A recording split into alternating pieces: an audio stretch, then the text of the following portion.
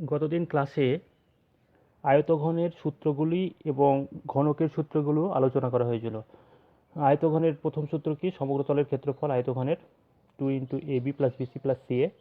এটা এ হচ্ছে দৈর্ঘ্য, বি হচ্ছে প্রস্থ, সি হচ্ছে উচ্চতা। পার্শ্বতলের ক্ষেত্রফল ভূমির পরিসীমা ইন্টু উচ্চতা, আয়তন দৈর্ঘ্য গুণিত প্রস্থ গুণিত উচ্চতা। কর্ণের দৈর্ঘ্য 2 রুট ওভার দৈর্ঘ্য স্কয়ার প্লাস প্রস্থ স্কয়ার প্লাস উচ্চতা স্কয়ার। এবার ঘনকেরগুলো, ঘনক একটা ত্রিমাত্রিক বস্তু। ঘনকের বাহুগুলো সবই হচ্ছে দৈর্ঘ্য প্রস্থ উচ্চতা সবগুলোই হচ্ছে এক। যদি বাহু দৈর্ঘ্য এ হয়, প্রস্থ এ হবে, উচ্চতাও এ হবে। ঘনকের কটা তল আছে? 6টা তল। আয়তঘনেরও 6টা তল। তাহলে ঘনকের যেহেতু 6টা তল, প্রত্যেকটা তল সমান, তাহলে ঘনকের সমগ্রতলের ক্ষেত্রফল হবে 6 ইন্টু বাহু স্কয়ার বা 6 ইন্টু এ স্কয়ার এ ধরলে। পার্শ্বতলের ক্ষেত্রফল 4টি পার্শ্বতল, তাহলে পার্শ্বতলের ক্ষেত্রফল 4 ইন্টু এ স্কয়ার। ঘনকের আয়তন হচ্ছে বাহুর কিউব, আর ঘনকের কর্ণের দৈর্ঘ্য √3 গণিত দৈর্ঘ্য স্কয়ার লিখেছি আমি, বাহুর দৈর্ঘ্য স্কয়ার। এটা √3 ইন্টু বাহু, √3 ইন্টু বাহু, এর উপরে রুট আছে, স্কয়ারটা চলে যাচ্ছে। এই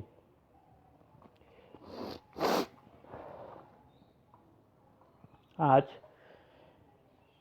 কোষে দেখি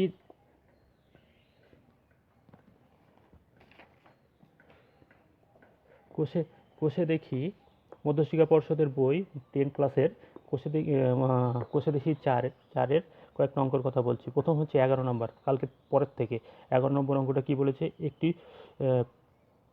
সমকোণী চৌপল আকার বাক্সের দৈর্ঘ্য প্রস্থ উচ্চতার অনুপাত 3:2:1 এবং আয়তন 384 বর্গ সেমি হলে বাক্সটি সমগ্রতলের ক্ষেত্রফল হিসাব করে লিখতে হবে।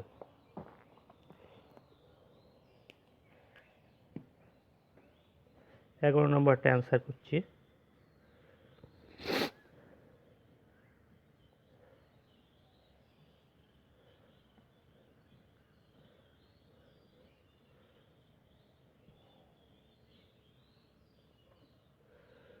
অনুপাত দেওয়া আছে 3:2:1, তাহলে হচ্ছে এটা 3x হবে।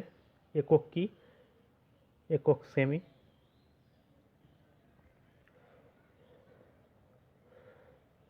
Two x semi.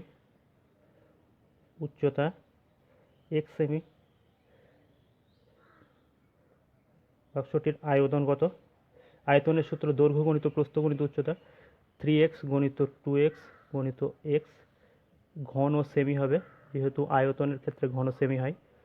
6x³ ঘন সেমি। আবার আয়তন বই বলে দিয়েছে শর্ত অনুসারে, আয়তন তাহলে কত? 6x³ সমান সমান 384। x³ সমান 384 কে 6 দিয়ে ভাগ হয়ে গেল 64। x³ সমান সমান 64 কে 4-এর মাথায় কিউব, 64 মানে আবার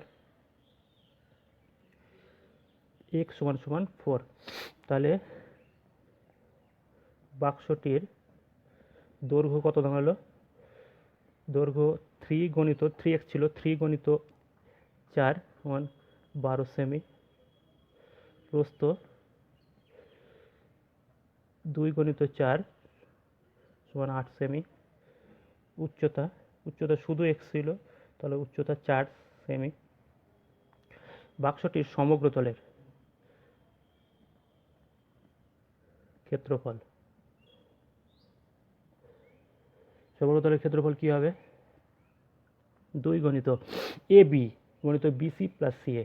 2 গণিত এ বি, এ বলতে 12,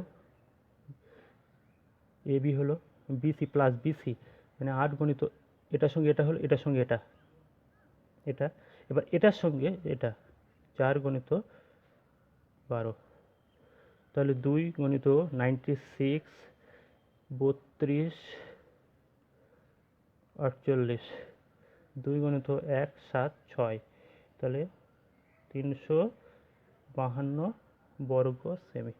এইটা হচ্ছে সমগ্রতলের ক্ষেত্রফল। এবার নেক্সট অঙ্ক, ইম্পর্টেন্ট পরের অঙ্ক একটু বলছি। 13 নম্বর, একটি বর্গাকার বর্গাকার ভূমিবিশিষ্ট পিতলের দৈর্ঘ্য হচ্ছে 1 সেমি আর বেধ 1 মিলিমিটার। প্লেটটির ওজন বলেছে 4725 গ্রাম। যদি 1 ঘন সেমি পিতলের ওজন 8.4 গ্রাম হয় তবে এক্স এর মান কত সেটা হিসাব করতে বলে। 13 নম্বরটা বলি।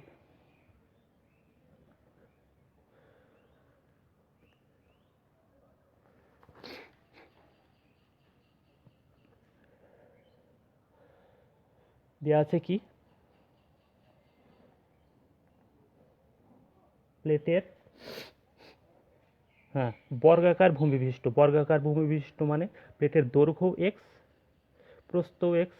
তাহলে প্লেটের দৈর্ঘ্য সমান সমান এক্স, আবার বর্গাকার যেহেতু, সুতরাং প্রস্থ সমান সমান এক্স, একক কি, সেমি। আর বেদটা এখানে উচ্চতার কাজ করছে, বেদটা হচ্ছে 1 সেমি, 1 সেমি নয়, 1 মিলিমিটার। 1 মিলিমিটারকে সেমিতে নিয়ে যাচ্ছি, এত সেমি। নেক্সট কি দেওয়া আছে, তাহলে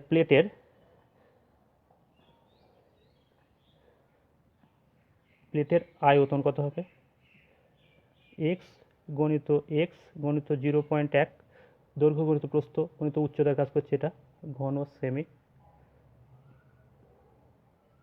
এক্স স্কোয়ার 0.1 ঘন সেমি। এবার একটা শর্তের কথা বলেছে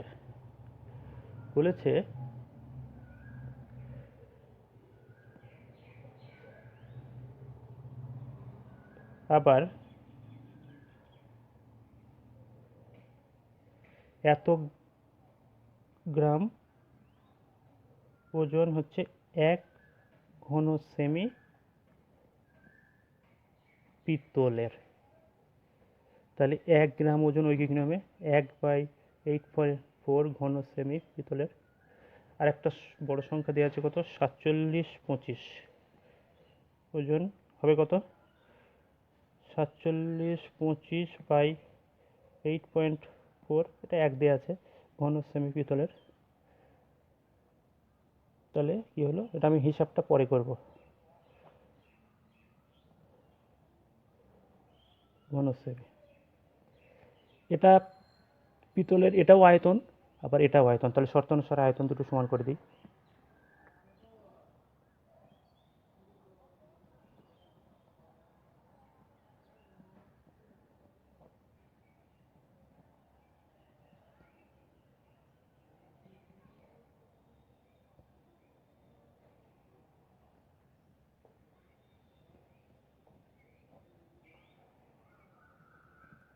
তলায় চলে গেল 0.1। এটা আমি উঠিয়ে দিয়ে উপরে দুটো 10 লিখছি। হিসাবটা পরের পেজে করছি।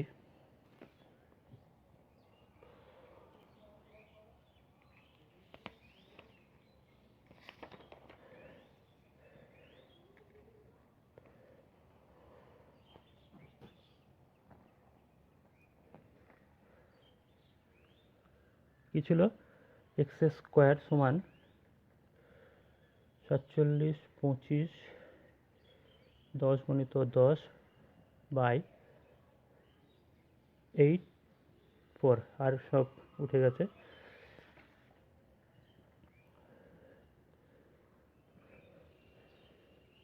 28 আছে 3 কেটে,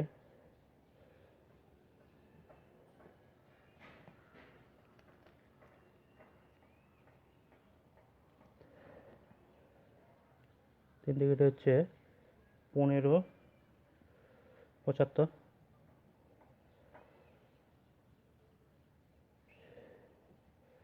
7 কেটে 4, 7 কেটে হচ্ছে 2 2 5, এটা করলে 5, এটা করলে 5, স্কোয়ার ইকুয়াল টু 15 15 225 এইভাবে লিখলাম। x সমান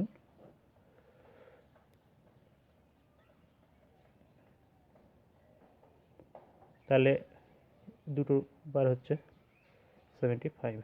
সুতরাং x এর মান 75 সেমি। এই নেক্সট অঙ্ক বলছি, খুবই ইম্পর্টেন্ট অঙ্ক, 15 নম্বর অঙ্কটা। একটি ঘনাকাকৃতি চৌবাচ্চা থেকে সমান মাপের 64 বালতি জল তুলে নিলে চৌবাচ্চাটির 1/3 জলপূর্ণ থাকে। চৌবাচ্চাটি একটি ধারের দৈর্ঘ্য 1.2 মিটার হলে প্রতি বালতিতে কত লিটার জল ধরে হিসাব করে লিখি। 15 নম্বরটা ভীষণ ইম্পর্টেন্ট।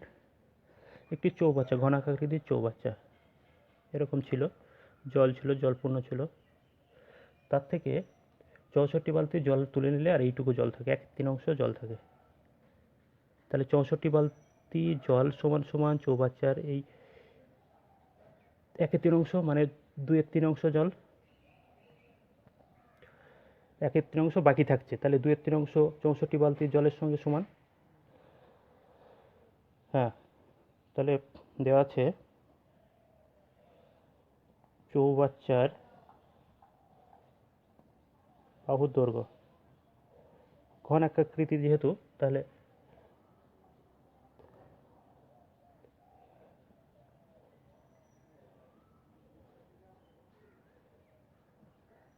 তো ডেসিমিটার, ওটা ডেসিমিটারে হয়ে নিয়ে গেলাম। তাহলে চৌবাচ্চার আয়তন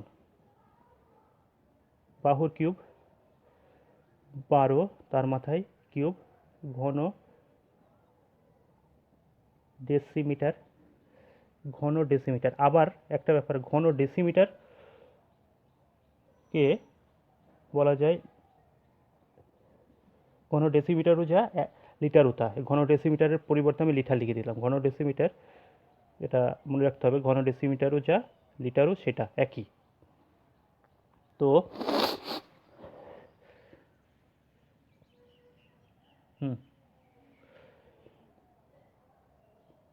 তাহলে 64 বালতি জল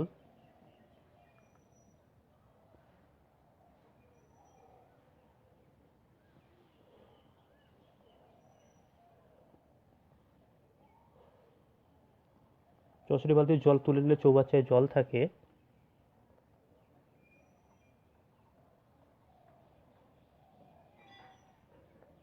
এত অংশ। তাহলে সুতরাং 64 বালতি জল সমান চৌবাচ্চার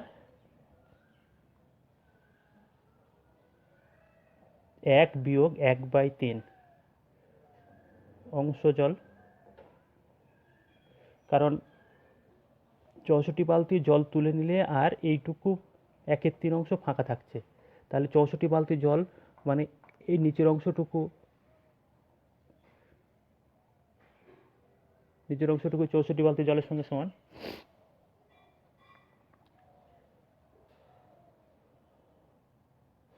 তাহলে 64 বালতি জল সমান চৌবাচ্চার টোটাল আয়তন কত, 12 কিউব। চৌবাচ্চার কত অংশ জল, এটা বিয়োগ করলে 2/3 হচ্ছে, এটা থেকে এটা হিসাব করলে সমান এত। যদি এবার এত অংশ জল এটা লিটারে নিয়ে গেলাম, তাহলে 1 বালতি জল সমান, এটাকে যদি ভেঙে লিখি 12 × 12 × 12, 3/2/3, আর নিচে যাচ্ছে 64টা লিটার। তাহলে এবার যদি কাটি 4 দিয়ে 16, 3, এই 3 চলে গেল। ফের যদি 4 দিয়ে কাটি, এটা হচ্ছে 3, এটা 4, ফের এটা কাটলাম 3, তাহলে 2, এটা থাকছে কত, 18 লিটার। সুতরাং